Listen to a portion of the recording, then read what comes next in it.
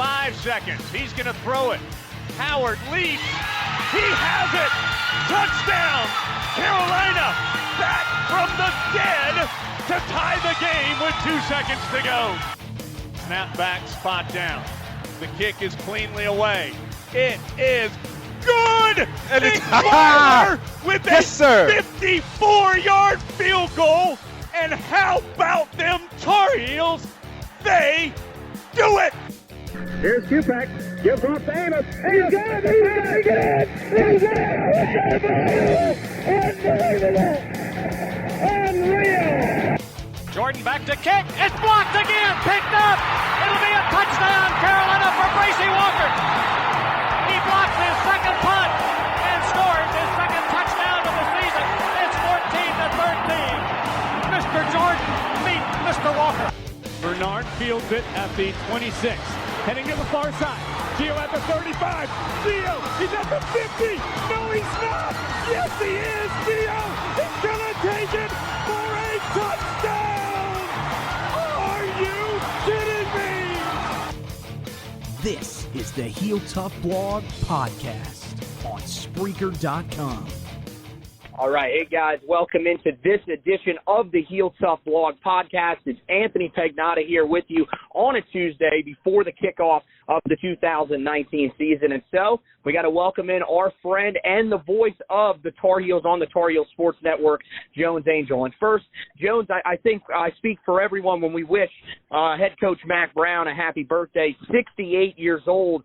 And Jones, you know, we never really got your opinion on, you know, what you think of the Mack Brown hire. But, you know, it seems like just these first few months and just listening to him last night, he definitely has the energy to get this done, even at the age of 68. Would you not agree? Yeah, he said last night, Anthony, and first of all, thanks for having me on as always, man. And he said last night 68's the new 48, and that he felt younger now than he did, you know, 5 or 6 years ago when he got out of coaching originally. And yeah, as far as my thoughts on the Mack Brown hire, I think it was the right fit at the right time. Mack Brown is really good at a lot of things, and some of those things are exactly what the Tar Heels needed right now, and that is to boost recruiting, particularly in the state of North Carolina, to rebuild some relationships, I think, with the fan base, with high school coaches, with a lot of the constituents of Tar Heel football, and to instill some discipline and to really improve the way that the program was run in total. And so, you know, Mack Brown is really good at all those things, in addition to being a really good football coach. And so it just was the right fit at the right time. And I certainly think that you can feel the excitement, not just in Coach Brown, but in the staff and in the players and in the fan base. And I think everybody's just excited to get going. That doesn't guarantee that the Tar Heels are going to be successful this year or that they're going to win on Saturday against South Carolina. But I do think Carolina feels like it is moving in the right direction. And the man that is leading that direction is Mack Brown. Well, let me ask you another kind of big picture question from your perspective. I mean, you've been the voice of the Tar Heels for a significant amount of time now. Here's the thing, though. You know, when it comes to this season, this seems like one of the most hyped seasons in a very long time. Do you get that sense as well that it's going to be one of those exciting seasons in Chapel Hill, no matter the results? Well, I think people are just excited that Mack Brown is back, and I think they're just excited for Carolina football. And I think Tar Heel football fans get such a bad rap that they don't care about football or that they don't, you know, whatever the Tar Heels do, they're just waiting for basketball to get started. I think that is really unfair. Carolina fans want to be good in football. They want to have a successful program. But the Tar Heels, unfortunately, just haven't been able to consistently give them that winner, that ACC division and conference contender every single year. Carolina's had some moments of greatness in its history as far as football is concerned, But where the Tar Heels have struggled is they haven't been able to sustain that for a long period of time. There's been a year or 2 years where they've been really, really good, but they haven't been able to keep that going. And so I think that's why people are excited, is that they know, because they have firsthand experience, if they're old enough, that Mac Brown is somebody that can build a program that won't just be successful in the short term, but that can really sustain that success. And so this season is that first step. It's the first step on a journey for Carolina football under Mac Brown 2.0. And so I think everybody's fired up for that first step and certainly hoping for a successful one. Well, the beginning of that first step, if you will, starts on Saturday. It's in a place that we're relatively familiar with, especially against South Carolina in Bank of America Stadium. So, when you look at that game, one of the names that came up a lot is Javon Kinlaw. And again, we saw some movement on the offensive line for Carolina, again, in the first depth chart that was released. So that's an area to me that I look at, and it concerns me a little bit. Is Mac Brown feeling maybe a little more confident than I am at the moment, or is that an area that Tar Heel fans should be a little concerned about heading into Saturday's matchup?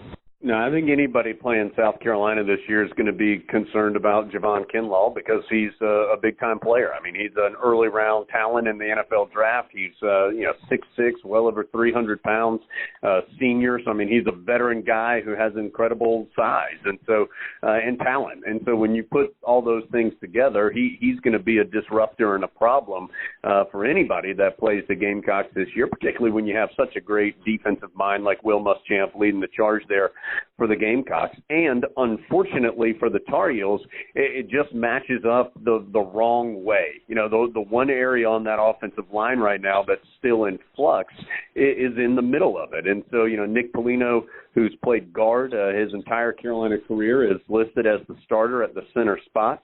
And they've moved Marcus McKeithen, who's primarily been a tackle during his time at Carolina, moved him to the right guard position. So you have some guys. Now, Polino's a senior, and he's played a lot of football, but new to that position. And so you have some newness in the center of that offensive line. And so when you consider that, along with the fact that one of, if not the best player on South Carolina's team is going to be directly across from them on that line of scrimmage, that's something that's concerning. And I think, I can't remember if it was Coach Brown or Phil Longo, Carolina's offensive coordinator this week, talked about Kinlaw being a game plan changer, that he's somebody that you have to really be aware of, that you almost have to scheme against, because he's just so talented that he can blow up what you're trying to do just because he's that good. And so the Tar Heels are going to be aware of him for sure.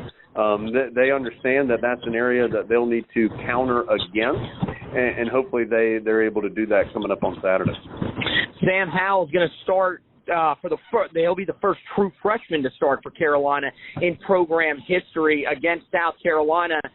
What is the game plan to try to keep him from really having a poor start to his career? Because we've seen some of these true freshmen come out and really get off to poor starts, and they're really never able to get it back on track. How do you think that Phil Longo and Mac Brown are going to try to manage that? Yeah, and just to clarify that stat, so he's going to be the first true freshman to start at quarterback on the opening game. Carolina's had true freshmen, obviously started other positions, and they've had true freshmen start at quarterback during the season. In fact, that happened just last year when Cade Fortin started a couple of times for the Tar Heels, but never in the season opener. So uncharted territory in that regard for the Tar Heels at that position. And I don't know, Anthony, if I have a real unique answer for you. I think that Carolina's going to try to get Sam Howell some confidence early on, run the football effectively. I think Carolina's best position, in fact, the coaches have said it publicly, their best position group, not just on offense, but on the team, is the running backs. And when you have guys like Javonte Williams and Antonio Williams and Michael Carter, who are proven players at that position, you're going to try to get them the ball. And so I would expect them to get the ball early, both in the traditional run game and and in some swing passes, get out on the edge, things like that. I think you're going to try to make sure Sam Howell has some safe passes early to just kind of like making a layup in basketball, just see the ball go in early, right? You want to see a couple completions early to just get him comfortable and build his confidence. But having said all of that, I don't think you really know. You can't know how Sam Howell is going to react because he's never done it before. He's never had the chance to do it before. And so you know what he did in high school, and you know how hard a worker he is, and you know the attitude that he has. And so all of those things lead you to believe that he's going to be able to handle that situation. But you just don't know until it happens. And he'll be better in Game 2 than he is in Game 1. He'll be better in Game 7 than he is in Game 2. But that is a process. And so how he will react, I still think is a little bit of an unknown, but we'll all learn the answer to that coming up on Saturday afternoon. And so, when you look on the defensive side, we've heard so much this offseason. The scheme change, a lot of the guys have progressed really well. This defense is definitely going to look different. I think they're going to put a little more pressure on the quarterback through exotic blitzes against a team like South Carolina, who is a relatively veteran team and is going to have some playmakers, including the Clemson transfer Tavian Feaster, who's going to play in the game. What would you consider a step in the right direction in the first game for Carolina's defense?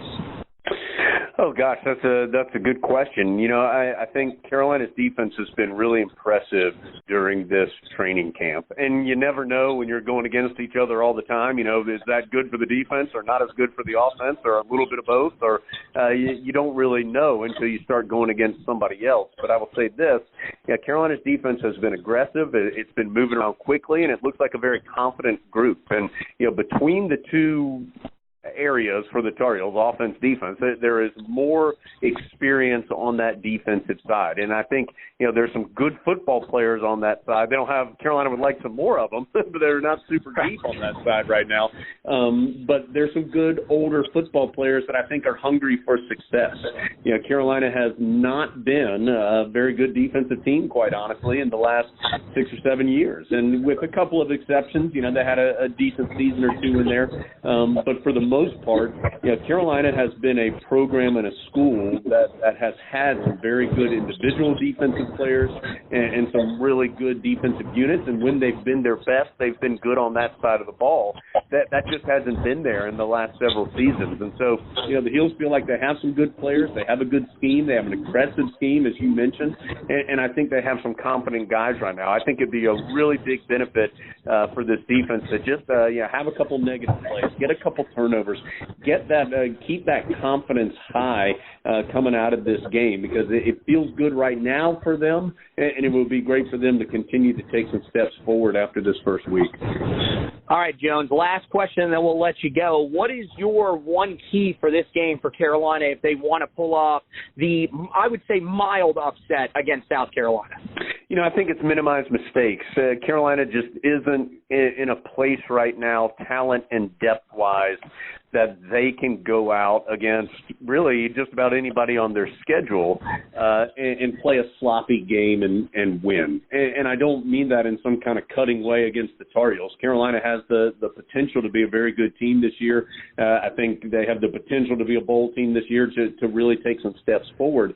But they just aren't in a place where they can turn it over 3 or 4 times and commit 10 penalties and expect to win a game, particularly against a team like South Carolina. And so and that's hard in week 1, Anthony. It's really hard to go out there and those numbers that I gave you in this example were big, but it's hard to go out there and play a clean game in week 1 just because it's the first time in so long that you've been against somebody else in live competition. So if they can minimize mistakes, keep the turnovers down, keep the penalties down, keep the silly mistakes out of the way, and give themselves the best chance to win, if they can do that, then I think that's going to be a really big positive for them this week.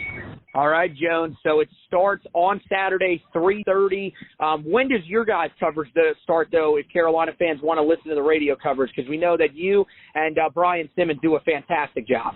Sure, thanks, Anthony. Yeah, we start full network-wide at 2:30, so an hour before kick. We also have some select stations that will begin coverage. Dave Nathan and Deems May handle that first hour from 1:30 to 2:30. That's on a couple of select stations, primarily in the Triangle area, and then full network-wide on our 40-plus stations for Carolina football and online and through the TuneIn app and everywhere else. We'll start at 2:30 and get you ready for that 3:30 kick between the Heels and the Gamecocks. All right. Thank you so much, Jones. We love having you on. We love that we can call you a friend of the podcast, and we look forward to it. It should be a very exciting game against South Carolina and a very exciting 2019 season as the Tar Heels enter the second Mack Brown tenure. Yeah, looking forward to it, Anthony. Thanks for the time, and look forward to talking with you again here through the season. All right. Thank you, Jones. You have a great day. You too, man.